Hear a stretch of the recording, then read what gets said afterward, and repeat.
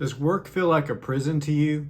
Like you are completely trapped. You know, the doors are closed and no matter what, you can just not leave.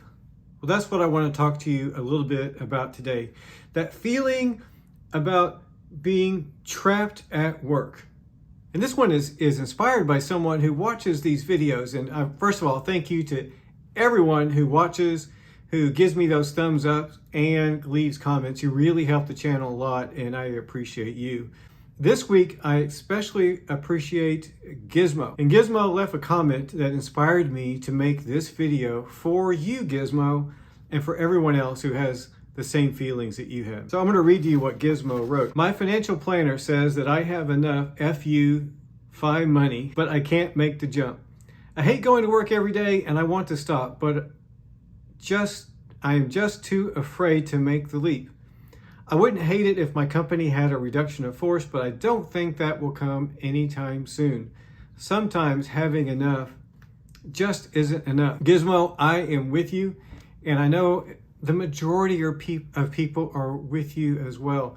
You know, afraid to make that leap. You know, at work, I kind of felt that way too for many years, that work basically was a prison. In fact, I would go out to the little courtyard that we have at work, and I think I have a picture of it that I will put into the video. And I remember one day holding my hand up to the grate of the courtyard and just thinking about how much work was like a prison.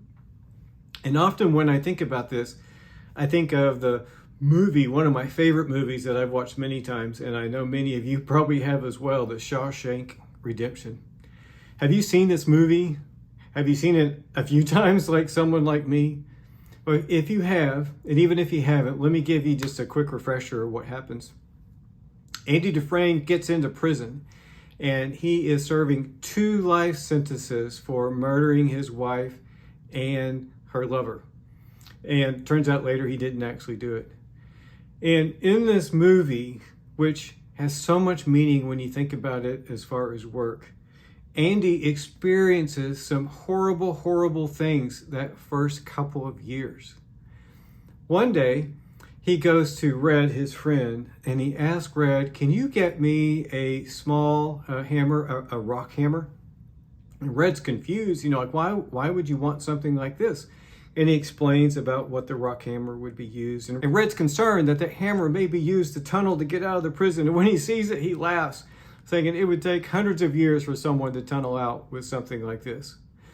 Well, throughout the movie, Andy experiences challenge after challenge, and eventually you see a subtle change in his attitude. He has this glimmer about him, this thing that is different than the other people in the prison, and he moves forward. Well, what happens is later on in the movie, things get even a little more tragic for Andy. And he turns to his friend and he makes this one of my favorite quotes.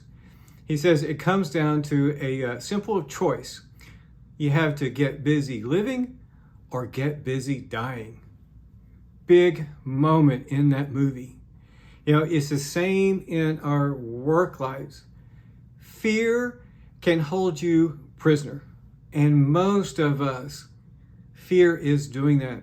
In my case, fear held me as a prisoner for many years throughout my work life. Yes, I was working my way towards FI, and yet there were times that I really hated my job. And I had fear, though, to do something else. I had fear of the unknown.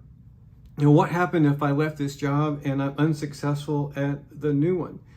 What happens if I leave this job and I can't find one at the same pay? As a cancer survivor, I always had that fear in the back of my head. You know, what happens if I take off for a while or I get laid off and I don't have health insurance and the cancer comes back? Fear after fear after fear, and you may have those fears as well. You know, throughout the movie, you see this poster changing behind in his cell, and he had this poster. What people didn't know is that for almost 20 years, Andy had something. And this is not a rock hammer, but he had a tool. And he had a tool that at night he'd go in and he was digging gradually in his cell a tunnel to escape. he had something that is more powerful than even being financially independent, more powerful than anything that someone could possibly have. He had this tool called hope. And it is something that fear, he says on the poster here, or the movie says on the poster, is fear can hold you prisoner and hope can set you free. So one day, finally, Andy has had enough. He says that quote, it comes down to a simple choice.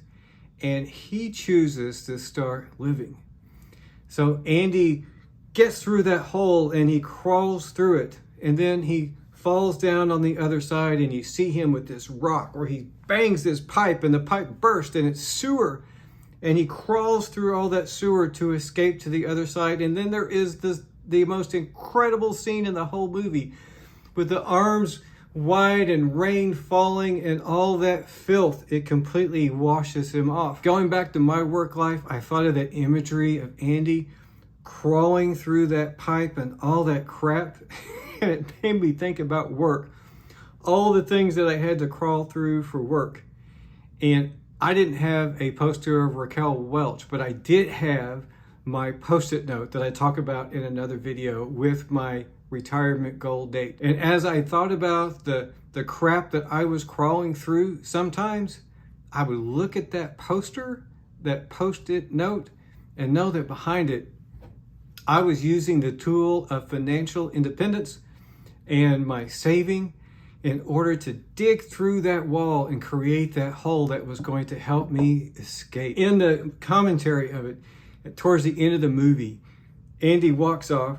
What he had done is he created accounts. He was funneling money for the warden of the prisoner, and he had $300,000 saved up. And in the great Morgan Freeman commentary, he talks about Andy withdrawing that money from various banks and walking away, and he calls it a severance, and he walks away with that money as a reward for the 19 years of whatever he has gone through. So Gizmo, you are 2 years away from your reward. And I love what he says in the letter that he wrote to Morgan Freeman. It says, "You have come this far. Maybe you're willing to go a little further." And that's you, Gizmo. You're willing to go a little further, just 2 more years to go. You have hope. And it's not just Gizmo. It's anyone watching this video. It is anyone who is taking the actions towards financial independence. You got that hammer going. You're digging that tunnel. You have a path to the future. You see, the prisons that we live in are mostly made by our own choices. You can have the choice. You can have that gate locked where you cannot get out, or you can choose to take actions to open the door or dig the tunnel and escape the fear and the prison that you are living in, which is mostly in your mind. So here's what you can do. Keep learning about FI, financial independence. If you're here, that is what you're doing. You're probably watching a lot of other channels. So learn, make those meaningful changes that will make a difference for you. And just think, everything small, that one little thing. You raise your 401k, there's a bit in the tunnel. You get out of debt, there's another place in the tunnel. All those actions that you know you need to do. And all you got to do is to start digging that tunnel, that escape. That is what you do to have the hope. And you can perhaps become an example to others.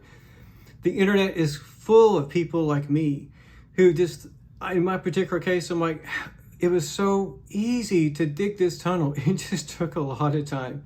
It just took a lot of time.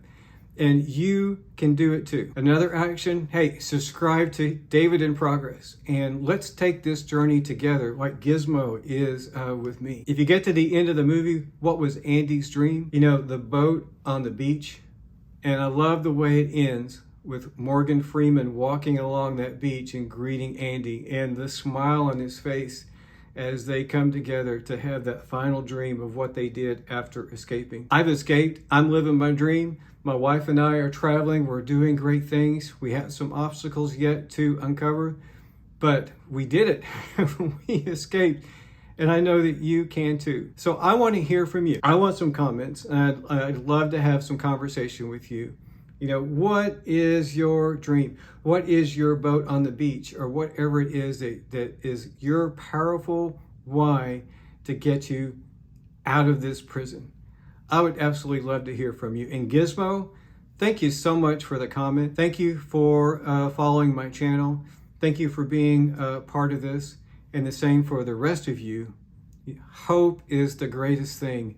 And it is my hope that you are going to make the changes necessary, or you will continue that journey that you are already on to break free. What is your hope that will not die? How are you going to get busy? I would love to hear from you. I would love to hear some of the plans that you have, the way that you're digging that tunnel, and the dream that you have. Once you finish crawling through that sewer and you get to the other side and you stand in that river, in that rain of redemption, what is it you're going to do next? I'd love to hear from you.